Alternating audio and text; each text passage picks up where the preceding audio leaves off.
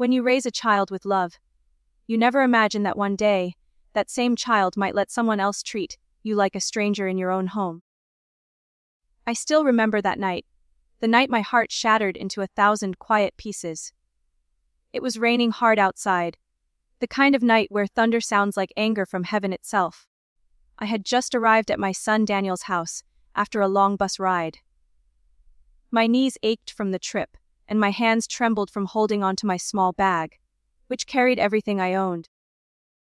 Daniel had invited me to stay with him for a few months after I sold my old house to help him pay off the mortgage for this very home. I thought I was coming to a place of warmth, of family, but I couldn't have been more wrong. When the door opened, Daniel's wife, Melissa, stood there with a forced smile. Her eyes flicked from my tired face to the bag in my hands, and in that one look, I could tell I was not welcome. "Oh, you made it," she said flatly. "Daniel's not home yet. You can wait inside." I stepped in, dripping rainwater onto the polished floors. The house smelled of lavender candles and expensive perfume. So different from the scent of home, cooked meals and laughter that used to fill my old place. I tried to smile, to feel at ease, but the air was thick with unspoken tension. "Where should I put my things?" I asked softly. Melissa crossed her arms. "Well, the guest room's being used for storage right now. You can, sleep in the living room. There's space near the couch." I blinked. "The living room?" "Yeah," she said carelessly. "There's a rug. You can just spread a blanket. It's only for a while, right?" My chest tightened. The house I paid for. The home that existed because I sold my own comfort and memories to give my son a better life. And here I was, being told to sleep on the floor like a burden. When Daniel came home, I waited for him to say something, to notice my things lying by the couch. But Melissa had already whispered to him, in that quiet manipulative way of hers, and instead of standing up for me, he kissed her cheek and pretended everything was fine. I said nothing that night. I spread a thin blanket on the floor and laid down, staring at the ceiling fan spinning in slow circles. Tears slipped silently down my face, disappearing into the fabric beneath me. Every creak of the floorboards, every muffled laugh from their bedroom upstairs reminded me how invisible I'd become. The next morning, I woke early and made breakfast. Pancakes, just like Daniel used to love as a boy.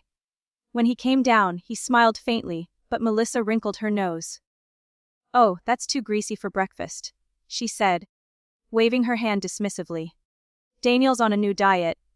That was the start of it. Every small gesture of love I offered became a problem. My cooking was too old-fashioned. My cleaning wasn't how she liked it. If I watched TV, she sighed loudly and said the noise gave her a headache.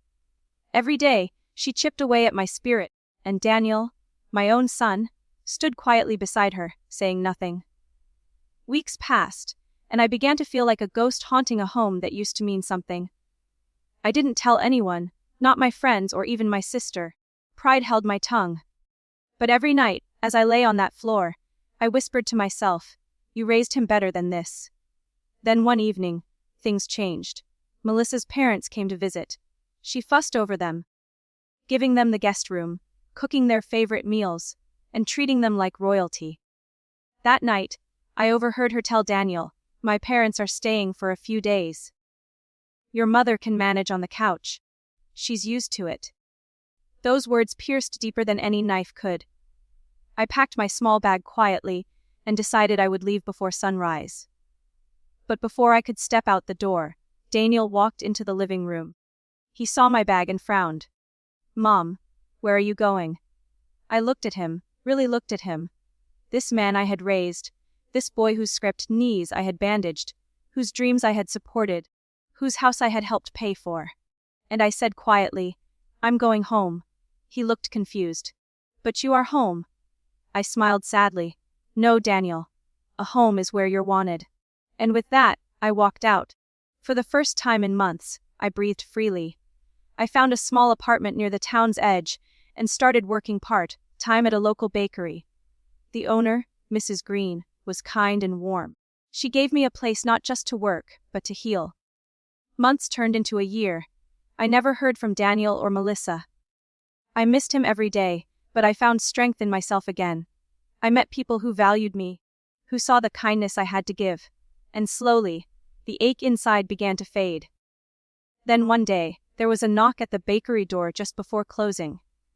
When I opened it, Daniel stood there, thinner, older, his eyes full of regret. "Mom," he whispered, voice trembling. "Can I talk to you?" Though we sat in the corner booth, the smell of fresh bread wrapping around us, he told me everything. Melissa had left him. Her cruelty hadn't stopped with me, it had spread to him too. She belittled him, mocked his job, and finally walked out, taking half of what they owned. He was left alone in that big house. The house I once helped pay for. "I'm so sorry," he said, tears running down his face. "You were right, Mom. I should have stood up for you. I let her treat you like you didn't matter. And now I see how wrong I was." I reached across the table and took his trembling hands in mine.